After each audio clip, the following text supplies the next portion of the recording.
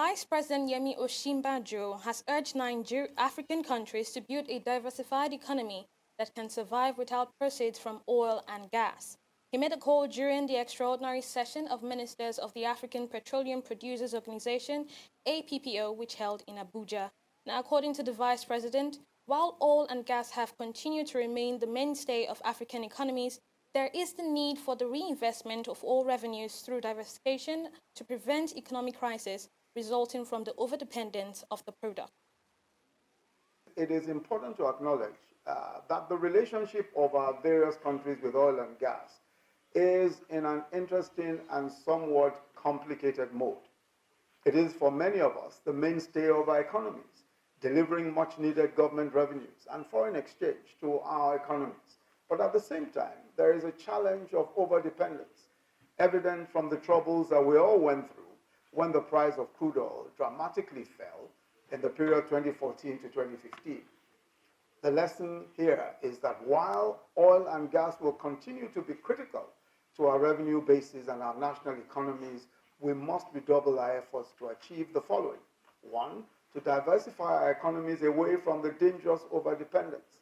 And two, to ensure that we invest as much as is possible of today's current oil and gas revenues in the infrastructure and human capital that will underpin future economic growth and development.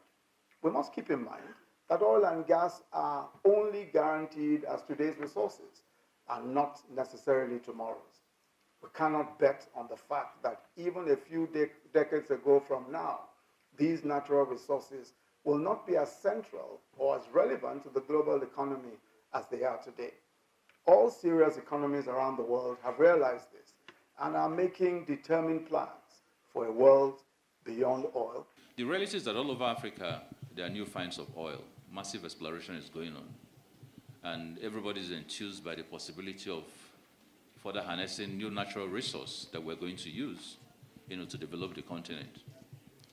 But the reality also is that finding the necessary finance for this is very difficult. Increasingly with what has happened in terms of the tumbling of oil prices over the last few years, nice that is beginning to come up.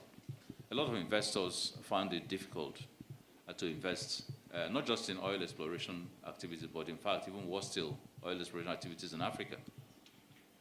And so the only way growth will happen in this sector in the whole of Africa is an interdependence approach. All of us must be able to hold hands and find a way of supporting one another in terms of the research, in terms of internal investment potentials and capabilities, and help to drive a process. But more fundamental, we also must be in a position to have a lot of best learning from some of the 3 or 4 major producer countries that have been in this for quite a long time as the new ones are coming on board.